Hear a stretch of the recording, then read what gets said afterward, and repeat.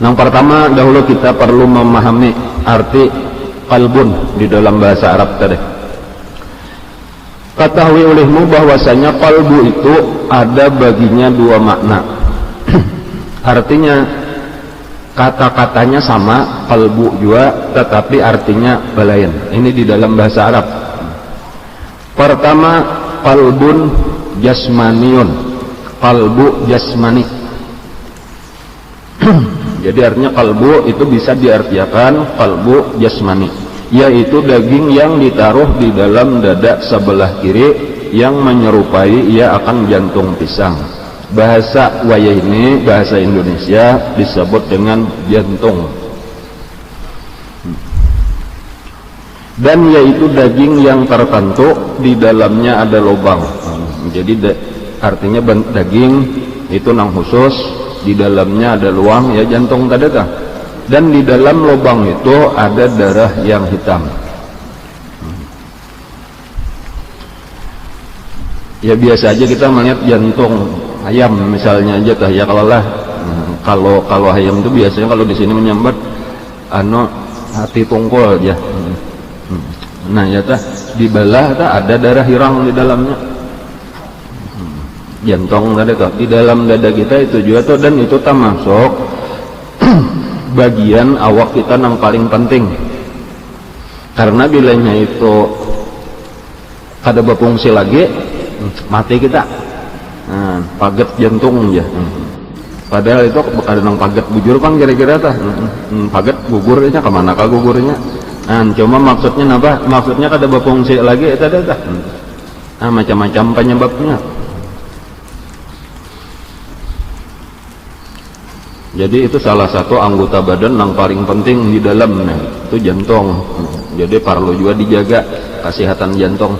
Cuma itu nang ahlinya kayak apa cara menjaga kesehatan jantung itu bukan dokter nang ahlinya tah.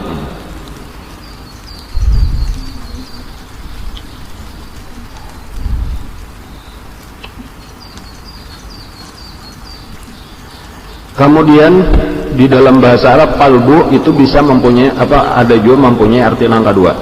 Arti yang kedua yaitu qalbu rohani, yaitu suatu yang halus. Arti suatu yang halus itu nang kada kawa dilihat. Ada nang tadi jantung tadi kawa dilihat. Maksudnya kalau dibelah dada kelihatan di dalam. Nah, bahkan ini walau mungkin kada perlu bebelah itu dengan alat-alat kawa sudah dilihat, seperti misalnya di ronsen, di apalagi ngarannya tah USG kah ngarannya tuh lah. Pokoknya melihat nang di dalam lah.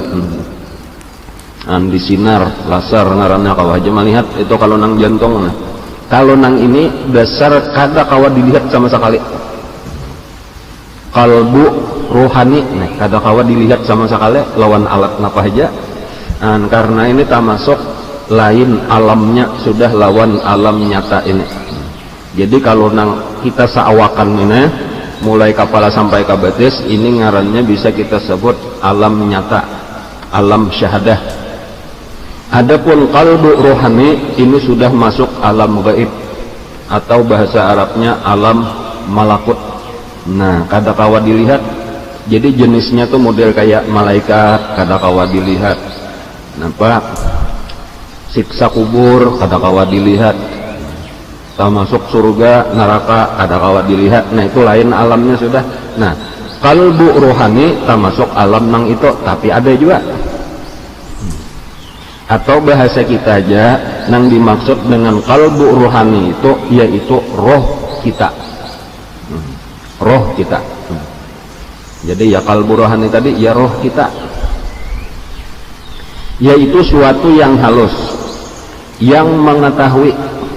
Artinya kita nih tahu macam-macam itu nang mengetahui itu di mana bagiannya tuh, itu nang tahu tuh roh kita. Dan cuma anggota badan ini jadi alatnya benar aja untuk menangkap pengetahuan tadi.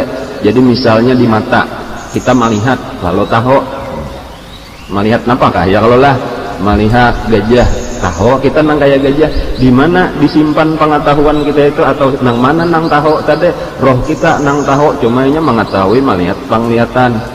kita mengaji nih, mendengar pengajian lalu bertambah. Kalau ilmu kita lewat mana kita menangkap ilmunya tadi? Lewat pendengaran, lewat telinga.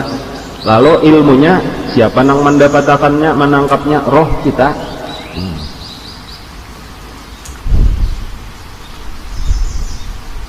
Ya kalbu rohani tadi jadi sesuatu yang halus dan maka yang mengetahui sifatnya, yang mengenal, yang mendapat itu kurang lebih aja tak. Maksudnya mengenal, mengetahui juga mendapat tadi, mendapatkan ilmu pengetahuan juga atau pemahaman daripada manusia. Dan ia hakikat manusia. Manusia nang sabujurannya tuh rohnya, bukan awaknya, bukan jantungnya. Jadi kita nenang aslinya kita tuh nang mana? Roh kita. Adapun awak ini apa? Awak ini diinjami oleh Allah. Gasan roh kita tadi dipakai selama hidup di dunia.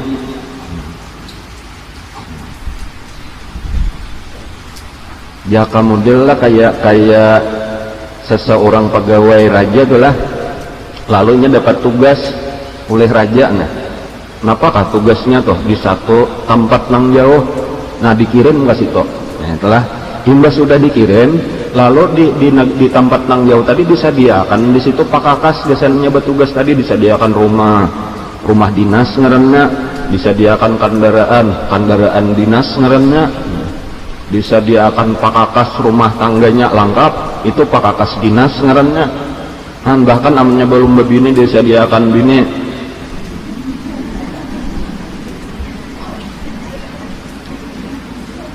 Bini bujur ngaranna itu kada bini dinas lagi.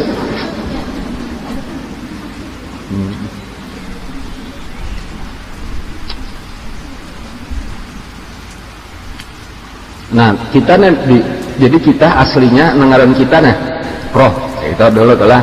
Nah, imba itu kita dihidupakan di dunia atau dikirim roh kita nih ke dunia, lalu disediakan diantaranya. Nah, yang penting dulu kita ada tugas. Allah mengirim kita ke dunia ini ada tugas. Kalau kita ringkasakan aja, tugas kita itu nang utamanya aja nih, nang paling pentingnya tuh yaitu beribadat. Tugas kita nih beribadat, gasan mencari sangu nang kaina dibawa ke akhirat. Kayak itu dulu tuh. Nah, lalu untuk beribadat tadilah, nah kaina pelang nangaran beribadat tuh kada kawa beribadat amun kada menuntut ilmu. Bahkan menuntut ilmu ini pulang perlu makan, perlu minum, perlu rumah, perlu bahan banyak kayaknya dah. Cuma kita ambil nang pentingnya aja, nang utamanya aja dah, yaitu beribadat. Nang ibadat itu gasan sango kayaknya kehidupan nang sebenarnya nang kekal. Jadi kehidupan sebenarnya tuh nang sabujurannya hidup roh kita tuh di mana? Tempat aslinya, tempat sejatinya di akhirat. Karena disitulah salawasannya. Ada di sini tadi model kayak nang pegawai tadi dikirim satu umat bertugas berapa bulan, berapa tahun, ini banyak untung bulik pulangnya kah ke rumah aslinya pulang. Nah, kita tuh kayak itu juga.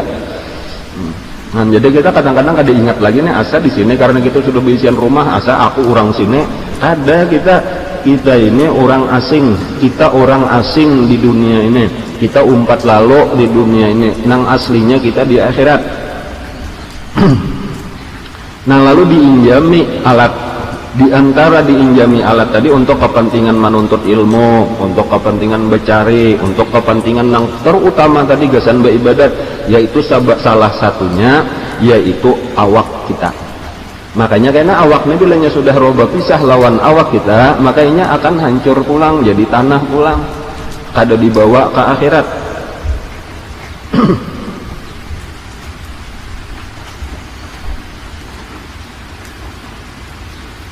Walaupun mungkin kayaknya di akhirat kita diulahkan awak bahasa, tapi lain jenisnya pada awak nang ada.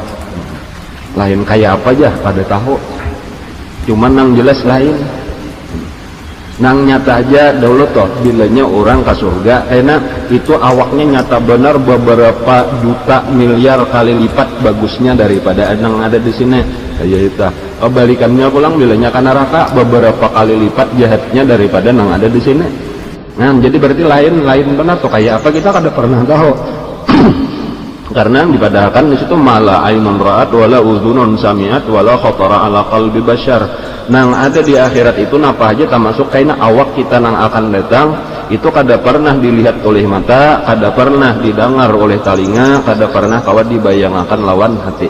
Lain benar kayak itu aja sudah, dan ini kada usah dipikirkan bangalih-ngalih. Nang penting kita pikirkan, nang cadar kita gawi di sini aja supaya kita menyiapkan kayak apa supaya aku kayaknya bagus di situ, itu aja nang penting. Memikirkan nang di situ dapat kada juga gawian nang di sini kada tagawi.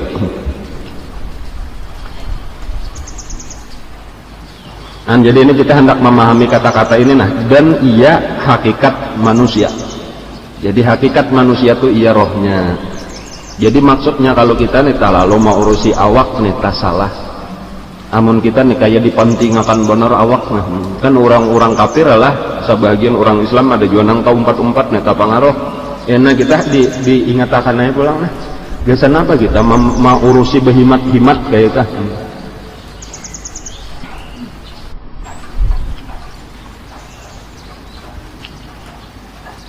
Nang berapa waktu habis, berapa biaya habis ya kalau lah gasan mau urusi awak ini tadi nah. Padahal kayaknya cagar ditinggalkan juga sementara nang gasan sangu ke akhirat tadi kada tak urus misalnya tuh itu rugi benar.